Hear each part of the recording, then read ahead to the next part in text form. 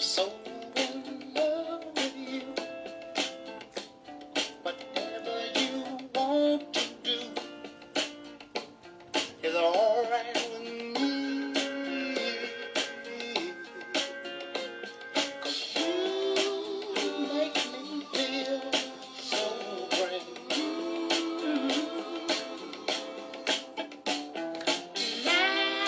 I want to spend my life with you.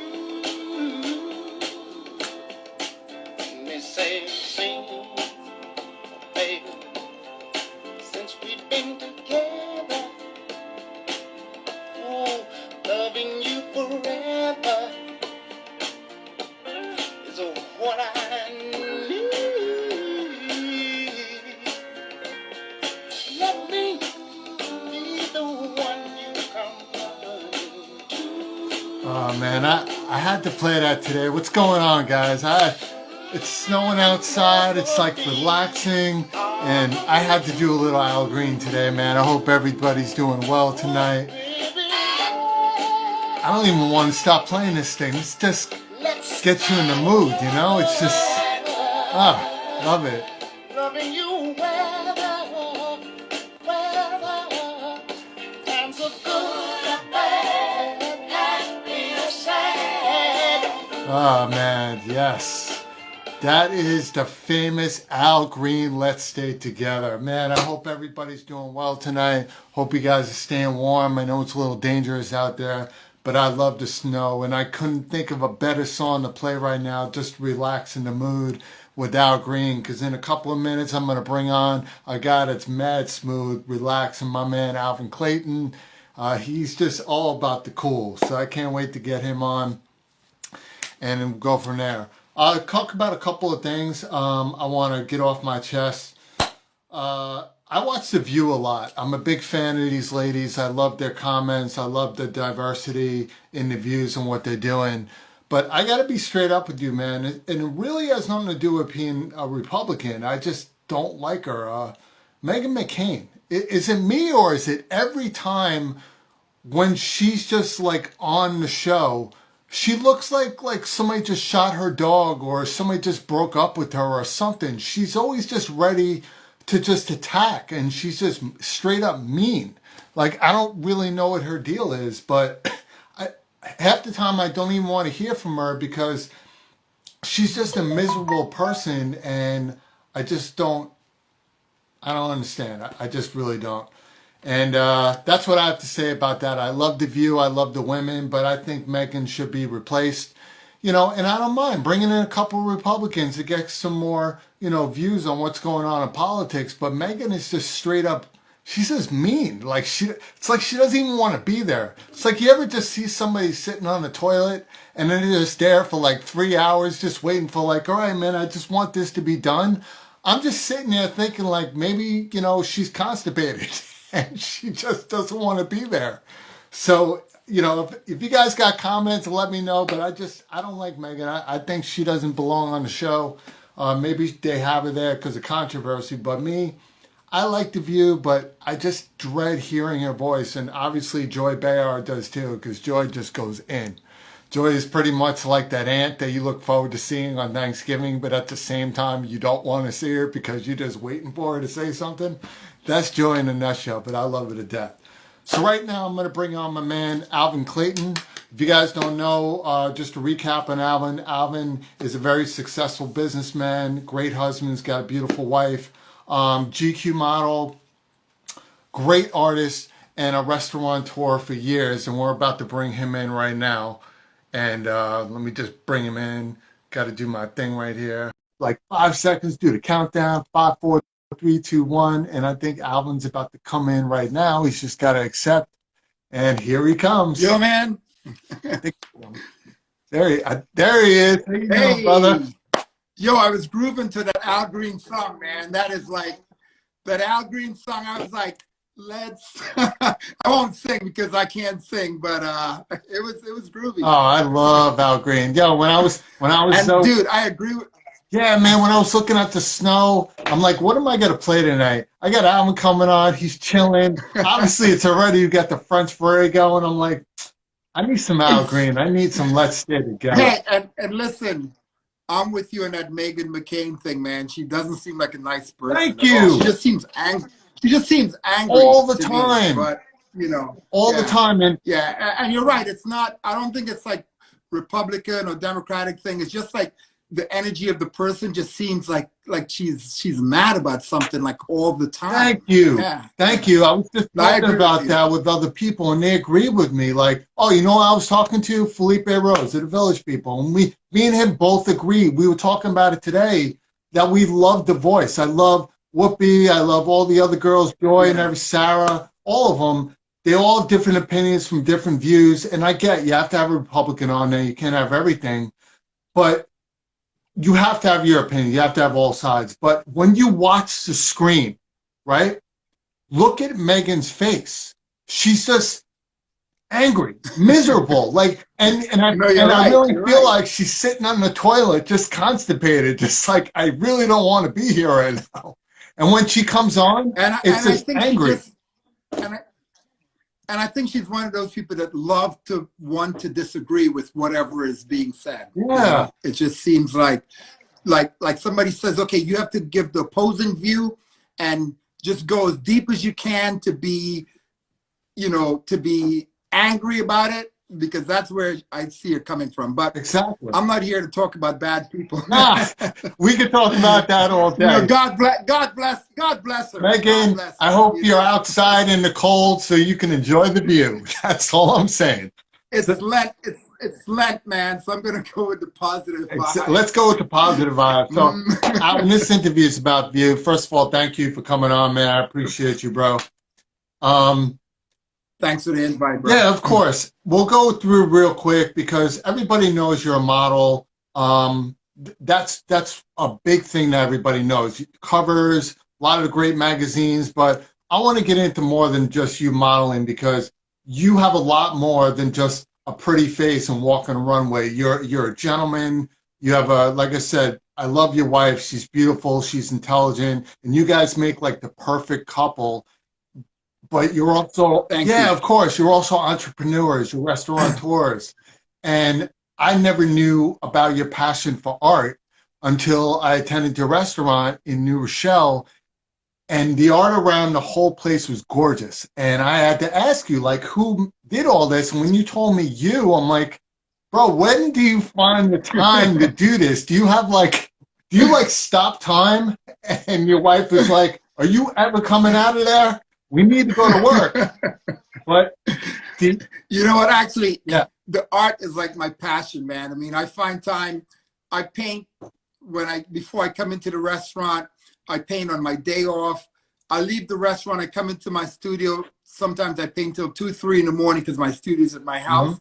But if there's one thing that I could do in life, it would just be the art, because that's where I get my true passion. That's like how I release stress. It's how I put myself in a great place. It's like a Zen moment for me too when I'm in front of my paintings, you know.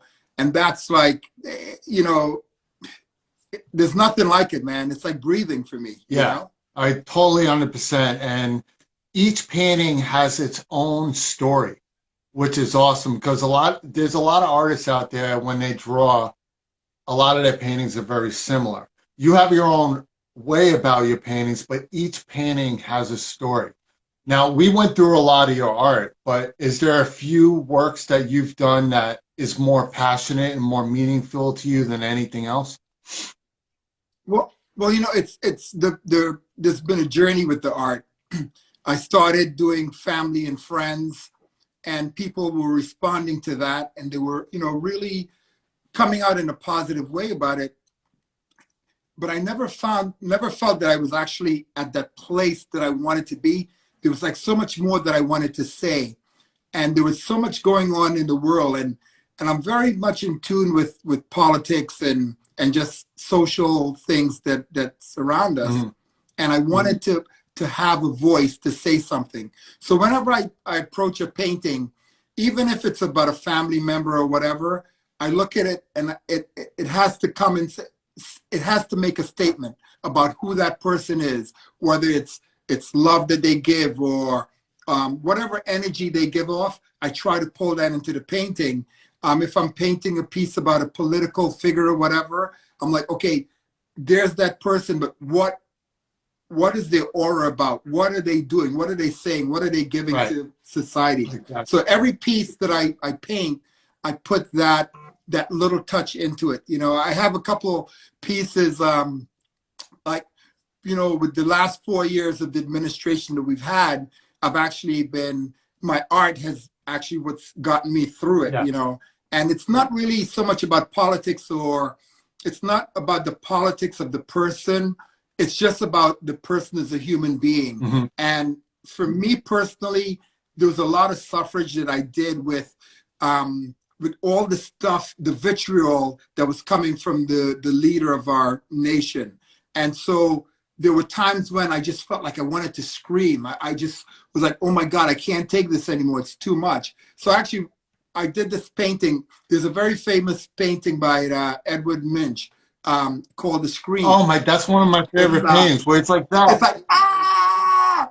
You know that painting, right? Of course. So of course. I mean, when I saw that and all the emotion that I was going through with dealing with the administration, I said, you know, I got it. That's one of my favorite paintings also, because the emotion. So I said, I got to do a piece like this to express what I'm feeling right now. And so this is the piece that I came up with, and it's called My American Scream. I'm going to show it to you right now, but I don't know if you can see it. I just back up a little more. Oh, wow. Okay. Yeah. All right. You got the Statue of Liberty. So you have a big guy with yellow. Happened, right, you got it, right? Yeah, I got you. And so, so I did that piece, you know, right after the whole, the stuff that happened down in Virginia with the Klan, where they were coming out and stuff, and our president said they're good people on both sides. Yeah. I was like, enough, man. There were some really bad people on that side. You know, let's talk about them, you know? So that's why I did that piece. And, you know, I have like the Statue of Liberty crying a tear of blood, because our nation's a nation of immigrants, man.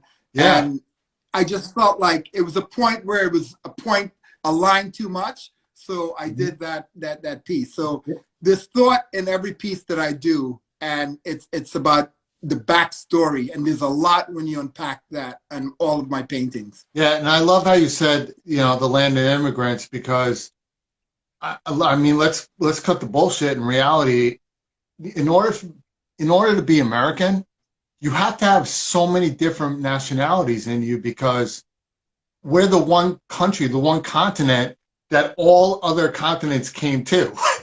So everybody that's living today is derived from some sort of immigrant.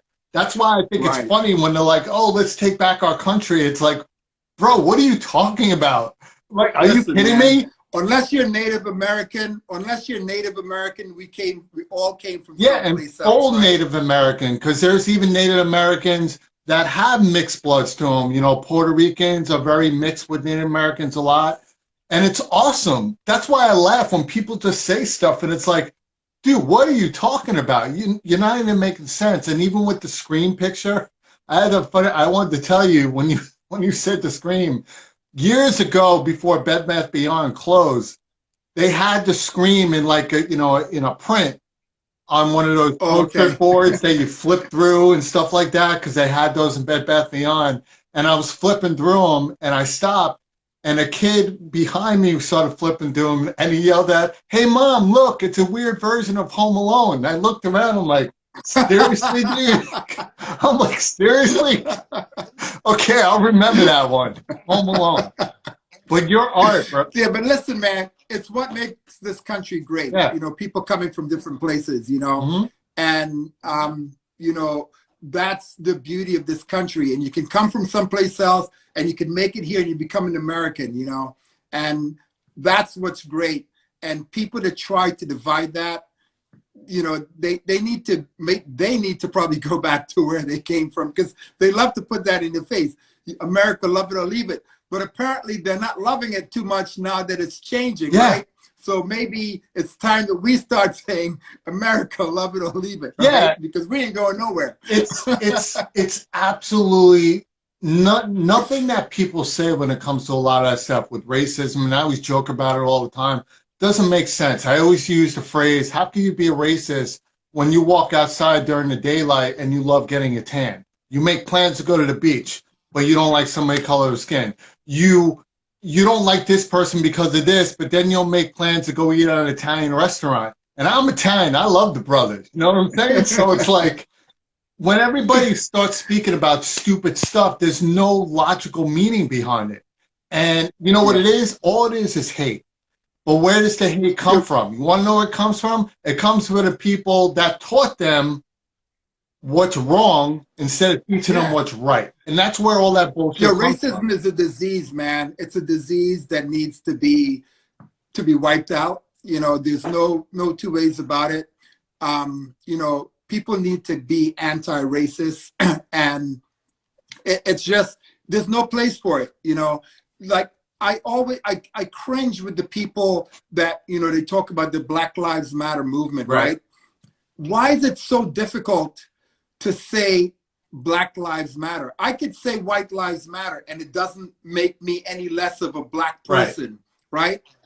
Why can't a white person say Black Lives Matter? It shouldn't make them any less of a white person either. Of course, all lives matter, right? But why can't you bring yourself to say those words? It drives me crazy. You know, it's like, please. And yeah, I'm gonna tell you why from a white person's point of view. And I say Black Lives Matter every day because it does. And I'm a big civil rights person, right? It comes down to this. It has nothing to do with Black Lives Matter or anything else. It has to do with people mock what they don't understand. Because until you put your feet in a black man's shoes, you cannot judge them for certain things of what they believe in. You have to understand it. Until you're willing to sit back and understand what certain people go through, and not just blacks, Puerto Ricans, Hawaiians, everything in general, why somebody who's allergic to food can't eat this, you need to understand why they can't eat this, right? And that's what it comes down to, is people don't want to understand. They rather mock it than understand where it comes from. That's why I didn't like when people were doing Blue Lives Matter and All Lives Matter. It's like, yes, it does. But what you guys are doing is you're mocking an original movement. That's why they're pissed off. And it's like, stop. It's like, at the end of the day, Black Lives Matter, period. If you can't get with the program, then shut the freak up. that's my attitude. Yeah, no, like, I mean, this morning, you know, I posted on my Instagram page, I was like, you know, love yourself, right? And when you start loving yourself, start thinking about others, right? And treat them the way that you'd want to be treated and the way you love yourself. If we get to that point, man, there's so much stuff that would be taken care of, you know? It's just, I try to be as empathetic as I can about people. I understand people's pain. Yeah. And I think if you come from that place where you understand what somebody else is going through, even if you don't believe it, it's like my wife has a saying. She's like, you know, sometimes it's not so much the reality, but it's your feelings that matter. Right. You know, you might be feeling a certain way, and that may not be what I'm thinking of you, but it matters to me that you care, that you're having a problem with it. Mm-hmm. So how can I be empathetic to come to you and kind of help you to get out of that and say, you know what, that's not the problem or whatever. Let's deal with it that way. Exactly. You know, like, it's crazy though. And you want to know something? DJ Diamond, the artist from EPMD, is on here right now, and he just posted All This Matters with all the colors of the hearts. And me and him are always on the same page, because what he's telling people, if you guys just read it, he's exactly on the money. He put all the colors, but he put hearts, because people forget we're all human. We have hearts. We have blood. You know, we have everything. Stop the stupid shit. Get on the same page, because what are you running from? This is the same goddamn race. Think about it that way. What the hell are you running from? Let's get at the end of the day, man, that's all that matters. Us taking care of each other as human beings, you know, virtual hug. Empathetic, being one world, one love, man. Exactly. One world, one love, you know. That's right. Right? That's right, baby. let's get back to you, because me and you and even Diamond, even Gwen, and I think we could be on this. When I'm at your restaurant, we're going to talk crap. And I'm going to be like, Alvin, what's up with this immigrant food you feeding me here, man? Where's my Italian food? No. I'm going to be like, listen, man, do the right thing. You know, I'm going to be like, do the right thing. Bring like, it back, what? To bring it back into full circle, right? You're talking about the Italian food, right? So you love your pasta, right? So at the restaurant, we have contemporary food. So we do a Creole pasta, man. So we're incorporating what America is, you know, the Italian pasta with the New Orleans flavors, and you know, you could put it all together. And when it goes in your stomach, man, it's a great party of like people from different cultures coming together and feeling the love of sharing food together. I love man. it. It's like, I love it. I love it. You can't get anything. I mean, you can't get any better than that. You know? I love it. And my restaurant's name is Alvin and Friends, man. It's like everybody comes there, and it really is a melting pot. It's like what America is. And it's something that I'm really proud of, that, you know, the diversity of people that come there and they all enjoy being in that room, man, and share and breaking bread. You know, it's a special place. I love your restaurant. Your restaurant is dope. And I'm telling you right now, I'm coming to your restaurant hopefully soon, and I'm going to start some. I'm going to walk in there and I'm going to be like, do the right thing. I'll be like, yo, Alvin, why don't you have no Italians on the walls? Yo, what's up with this, man? Why don't you have no Italians on the walls? You got Italian food, but you're not good enough to have Italians on the walls? I'll do. So you're gonna pull that spike and do the right thing for me, right? Because I'm gonna walk into an Italian restaurant and say, "Yo, man, where's my picture on your wall?" Exactly. So talking about restaurants. Before Alvin and Friends, you owned a great restaurant out in Melrose, LA, in California called George's, which was, I've never personally been there, but I heard a lot of great things about it. The food, I believe, was a little different from Alvin. It was more Southern food, correct? Out in LA. Yeah. Now, how did the Southern hospitality go out in LA, who's obviously very particular of their cuisines out there? You know what? That was really crazy, because when we were, this restaurateur, Brad Johnson, was the one that put the group together for this restaurant. It's a Southern restaurant. I believe it was named, his dad is from Georgia, so it was named after, you know, the state that his dad came from, right? So people thought that we were crazy because, you know, the whole celebrity base, which was going to be our clientele, really, because some of the partners in the restaurant were Denzel Washington, Debbie Allen, Eddie Murphy, Norm Nixon. Wow. It was a very wide group of celebrities. And people were like, yo, man, you know, celebrities, they love to eat special food or whatever. You guys are doing Southern food, you'll get killed. You know, and when the celebrities came in, and they all came in, Julia Roberts was there, Robert De Niro, they all came in. They had the fried chicken, man. You know, so we had a really successful run. The biggest mistake we made was we didn't buy the building.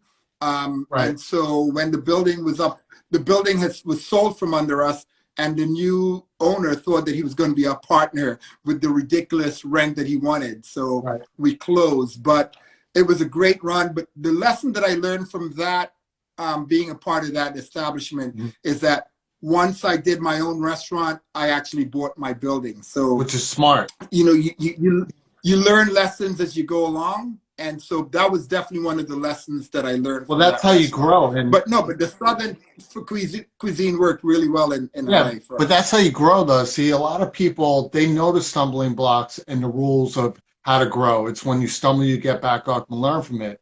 There's a rare few to actually learn from their mistakes. And that's the honest truth, because people keep tripling back into the same downfalls of passion or a spiral that people do all the time that never allow them to grow, because people's pride don't let them admit a mistake. They just don't do it.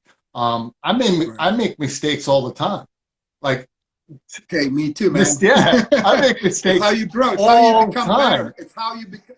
No, but there's some people that don't learn from the mistakes, and that's a bad thing. But if you pay attention to what you dissect some of the things, the mistakes that you've made, and why you made them, and you grow from it, you become a stronger person. Mm-hmm. And, you know, that Mm-hmm. gets you to where you want to be eventually. Exactly. And you could pass that on to other people too. When you talk to people that ask you questions, you could tell them what not to do. Right. Because I've been there before from experience. And when I did this, I failed. You might want to try it and do it, but there's a chance that you might fail as well. So you kind of just have to grow and keep it moving. Exactly, exactly. Now, before we get to Alvin and Friends, you had a really cool story you were telling me briefly that happened at Georgia's, which is awesome. You want to tell about that story? I think it was like a party that you had there. Oh, no. It's like, like you kind of like, coming from Trinidad, which is where I was born, I'm a Trini to the bone. Right.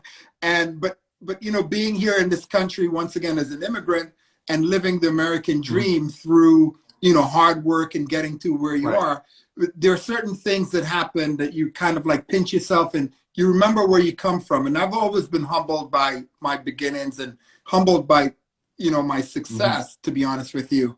But I remember this one particular night at the restaurant where we had an Academy Award party. It was when Denzel was nominated for Malcolm X many years ago. And we had a party at the restaurant.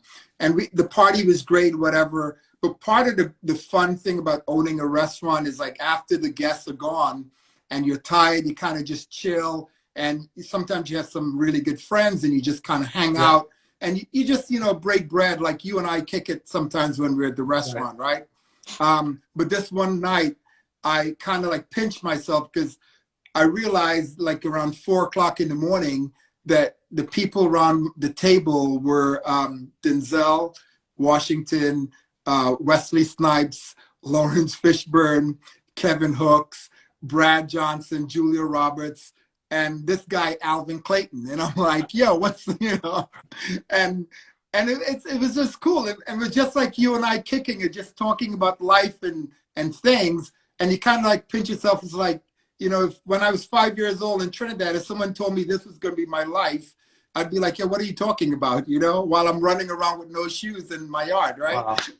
That's crazy, man. You sounded like the extra in Ocean's 11. It's just like, we have all these stars. And Alvin. That's the guy who's going to save the day. But those people are really cool people too. That group that I just mentioned, they're like some of the most down-to-earth people. And I think for me, I'm not like impressed with celebrities so much.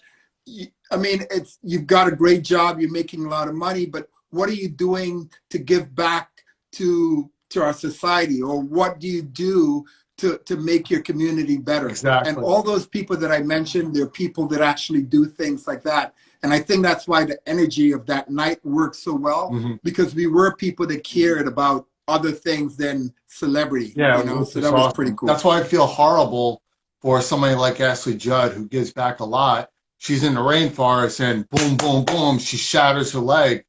But she's one of those celebrities that gives back a lot. So I love meeting celebrities that when you actually talk to them, because when me and you first met, I didn't give a shit about your celebrities. I just didn't. I think you got that vibe off me right away. I just wanted to know about you. And that's what I think people forget. People forget that celebrities are still human beings that still put on their pants sometimes on the wrong leg and, wakes up, late over the alarm, whatever, and people forget about that. So, well, I mean, we actually met at an event, S1E8. Yeah, the charity event. Which is an organization that actually takes care of Rwanda refugees. From the genocide, correct? We were the fundraiser for that.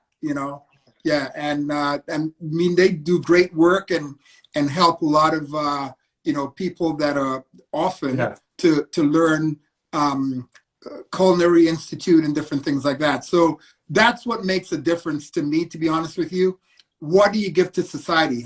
How is your life benefiting somebody else when you have a platform or you have a area where you can do something for other people? Exactly. That's what I'm about. Yeah, and there was so many great. I think you're about as well. Yeah, and there was so many great people there in the room that I personally didn't even know. And this is what I love about those events. Everybody concentrates on front of the screen, right?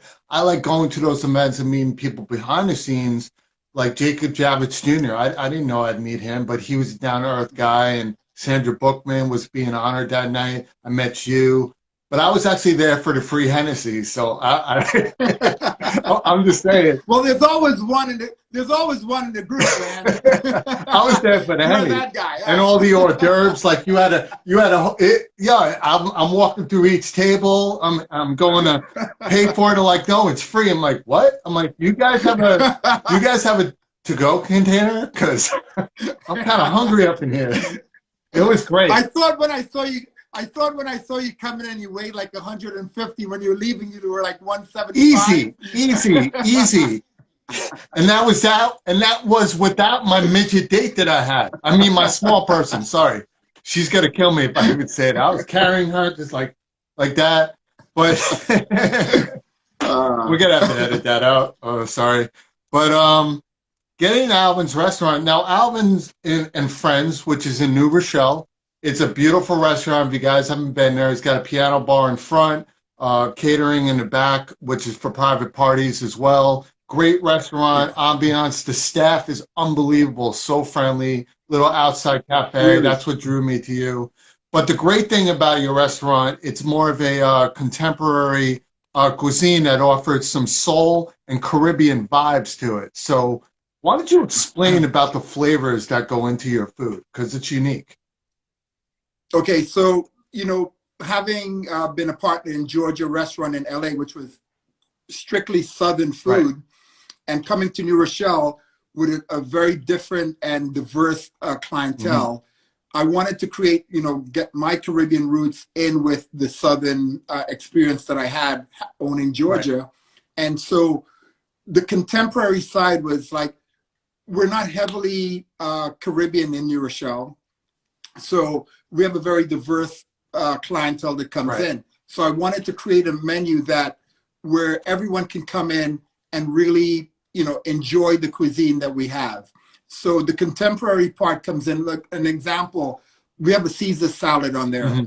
Everybody knows what a Caesar salad is, right? But what I do with it, because of the diversity of people coming in, we make the dressing with a buttermilk scallion dressing.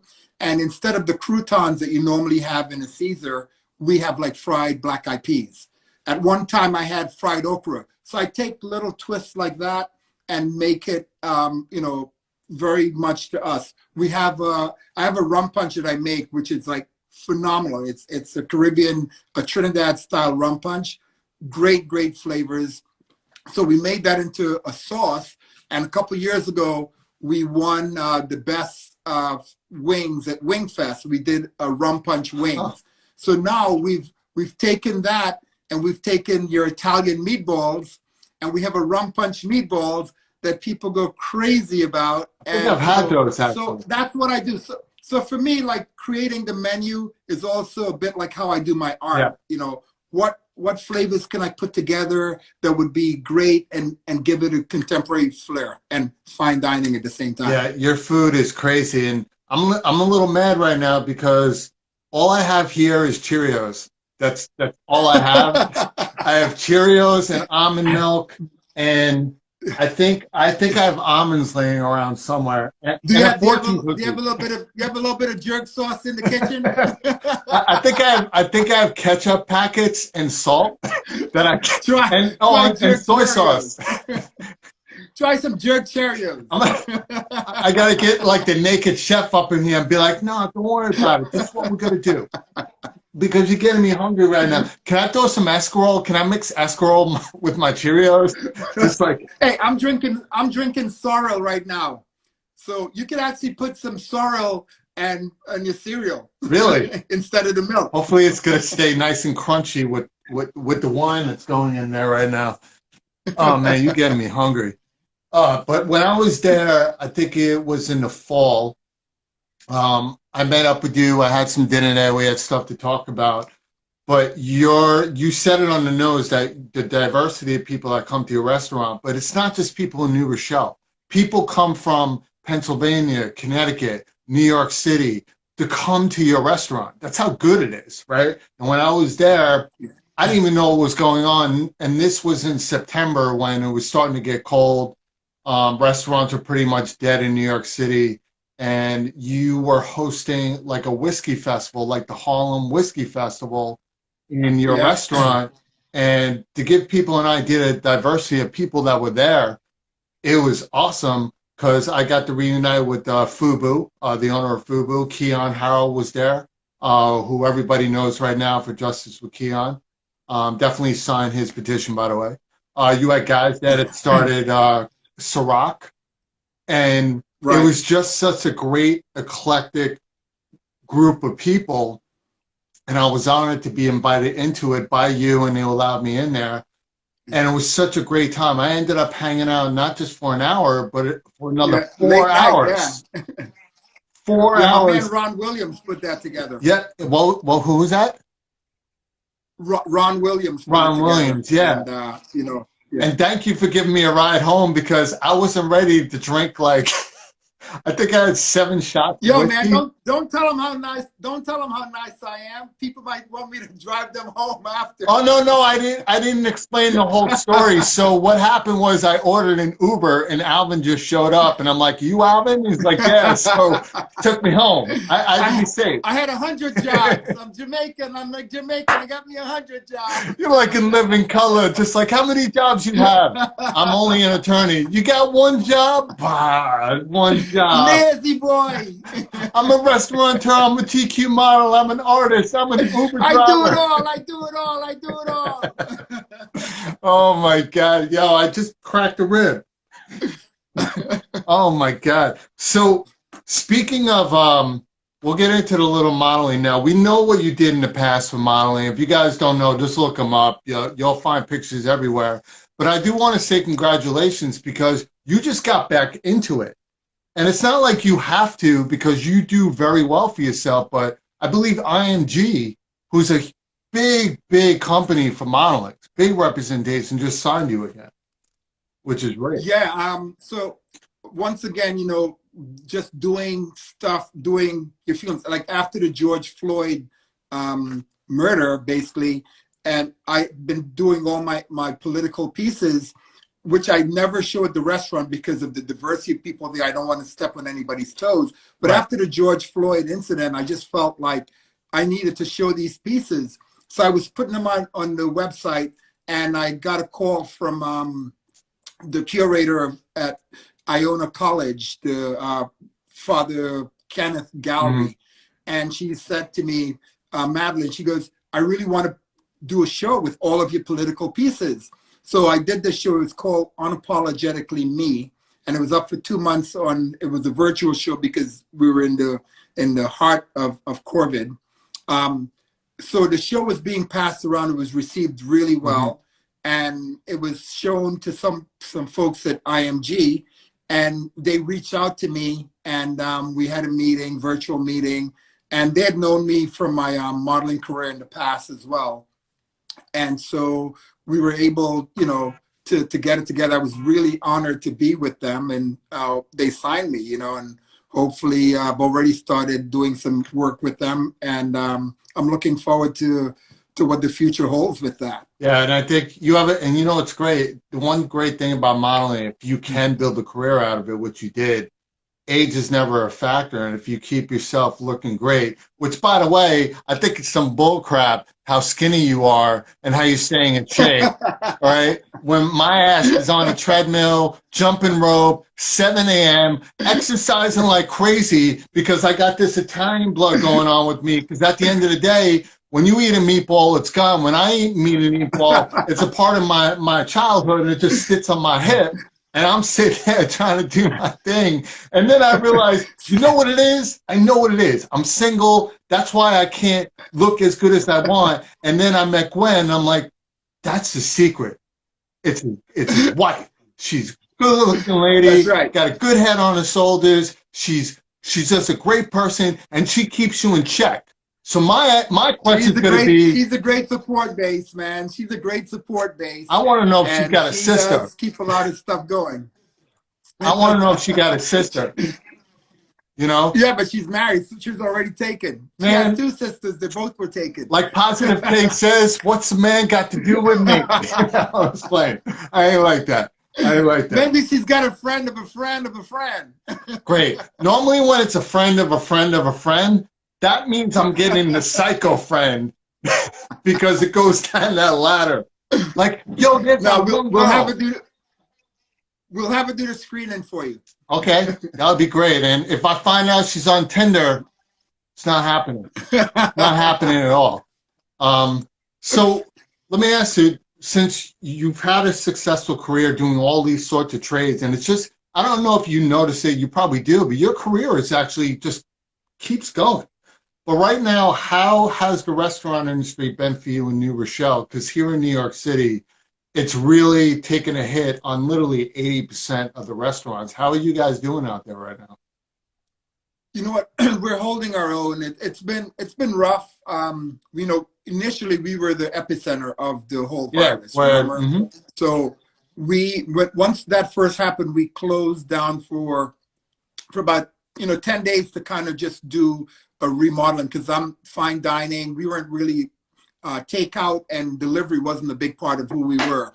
So I restructured the menu, taking care of. I added some poor boy sandwiches and stuff that can transfer easily. We started doing a lot of stuff with the first responders. New Rochelle had a great program, actually. It's called there's a lot of development going on in New Rochelle, which it's a great town. It's very diverse, 26 minutes to Grand Central. Easy, yeah. But all these builders are around, so they got the builders to get a fund called Nourish All New Rochelle.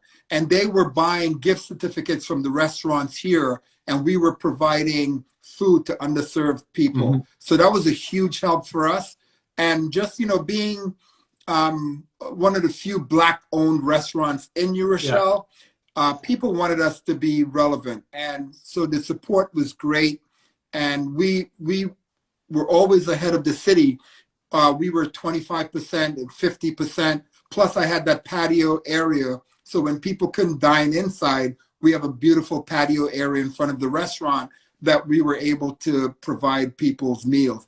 So I just feel blessed, to be honest with you, and to be able to walk this far.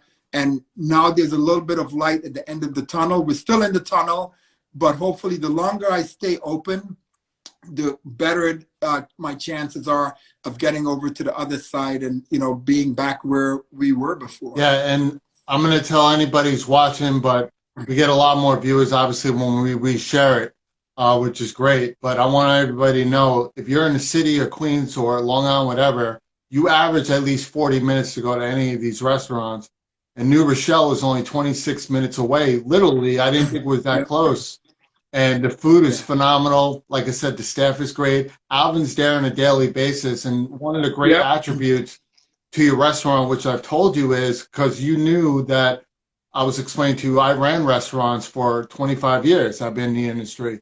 But one of the main reasons why your restaurant is so successful is that you and your wife are there on almost a daily basis. You got to have your time off. Yeah. But you're very personal with your guests. And that's what brings people back. That's a huge difference.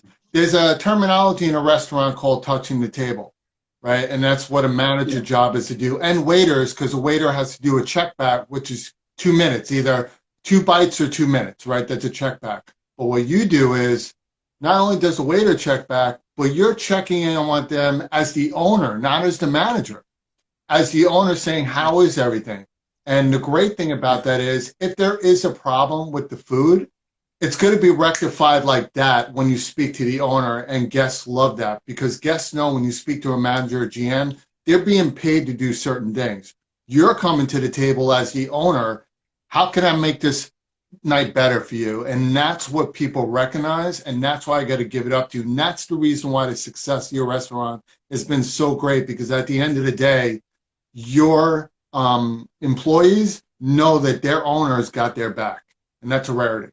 Yeah. Well, I tell my staff, for me, like I was saying, you got to treat people like you want to be treated, right?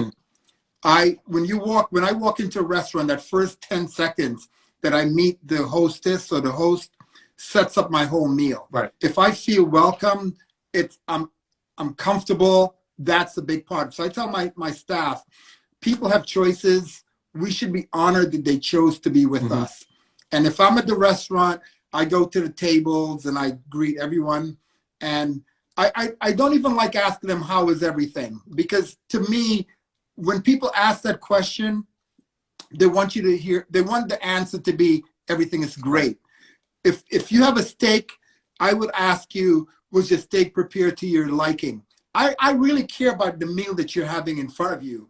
And it's that personal touch. So it's almost like coming into my home.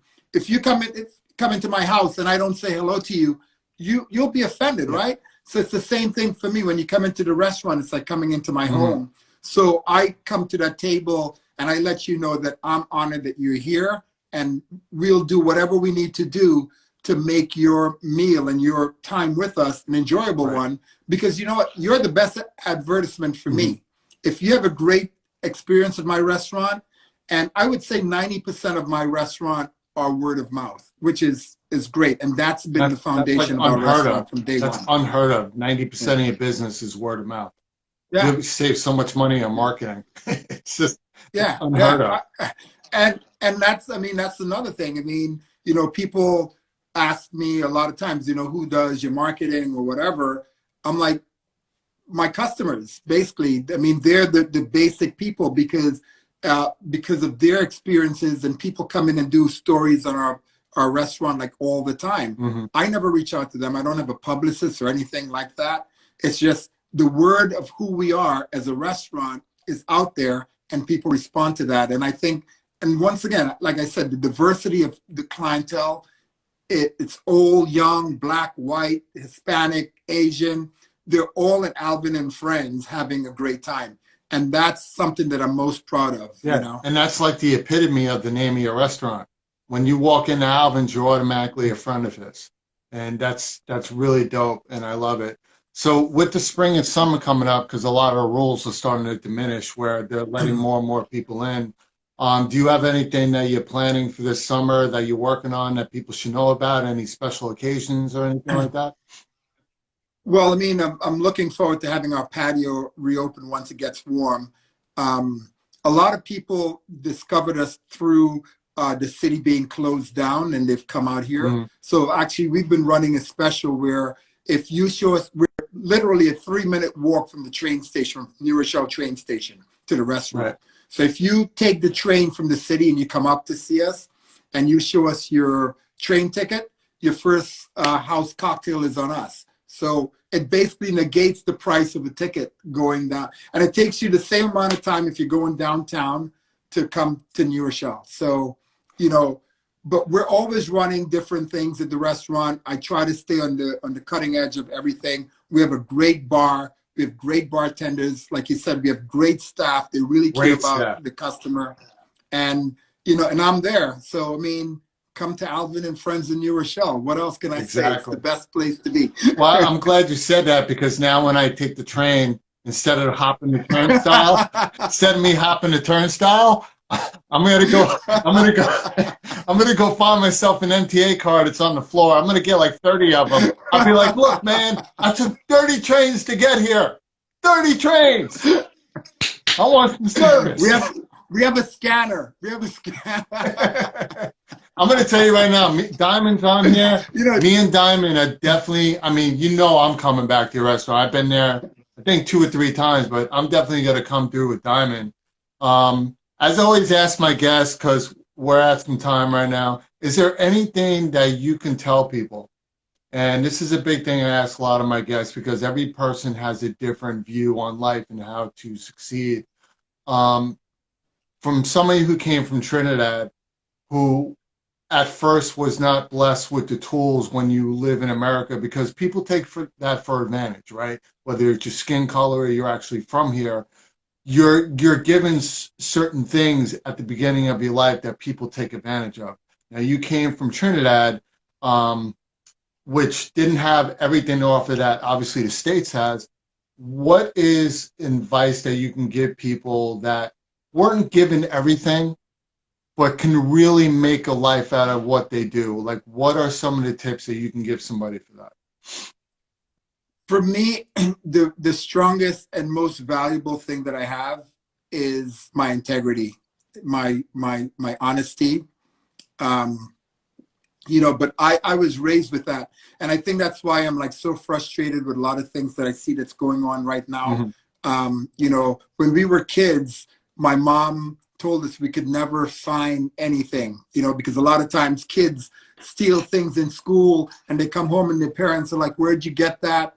Oh, I found it. Or, you know, my mom had a rule where we couldn't find anything. And I remember a story where my brother and I were walking home from school, and we were like probably about a quarter of a mile from our house.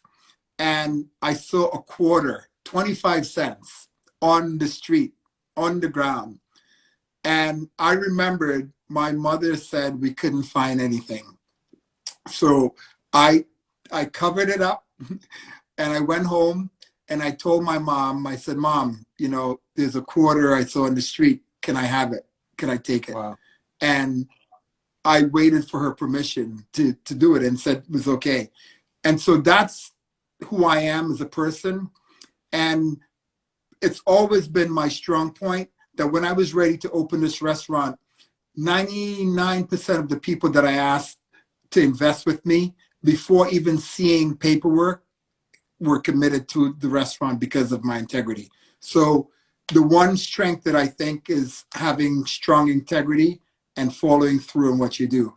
And if it's your dream, you've got to go for it because no one knows what you have inside of you. You're the only one that knows that. Know your worth and your value and take it to wherever you want to take it. Yeah, that's some great advice. I don't think I've ever had anybody give advice when it comes to your integrity, and that's huge. That's a big difference because me and you wouldn't be talking if we didn't have respect for each other on the inside, because it's got nothing to do with all the accolades and all the great things we've done, but it has to do with who you are as a person. That's huge with me, and I know that's huge with you.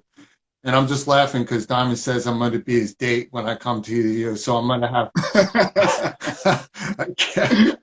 Diamond, we're sitting across from each other, man. You ain't sitting next to me. But anyway, Alvin, it's really been an honor having you on here. I was so glad to get you on because this show is about bringing people on from all sorts of life from around the world that are making a huge difference, not just on a celebrity status, but as a whole in a positive way in this society, because we need it and we need to hear about it every day. Thank you for coming on, man. I appreciate you. Thank you, Of course, before we go, obviously I do my announcements. Guys, follow me at Todd Wharton Official. That's where you can check on all the stories and everything, learn about me and everything that I do, not just a talk show. And Alvin, where can people follow you, your restaurant, and the whole nine if they want to hook up with you? You can follow me at Alvin Clayton Official. Okay. That's my personal and modeling Instagram. Or just for my art, you can do Art Absolution for my art. And you know, again, I'm honored that you asked me to be a guest on your show. Sure.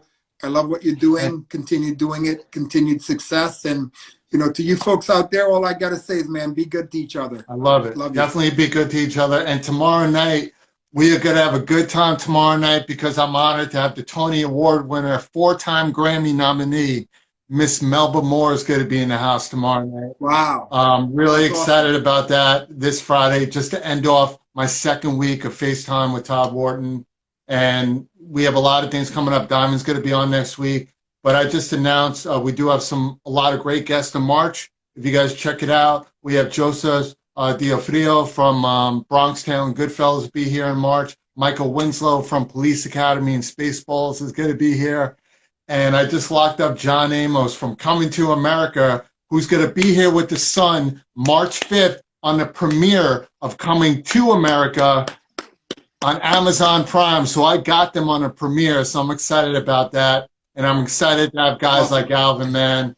And to everybody out there, like I always say, if you're not living a passionate life, then whose life are you living? Guys, have a great night. Stay safe. Wear your mask. Practice social distancing. I love everybody, and peace out. Talk to you soon. Peace out.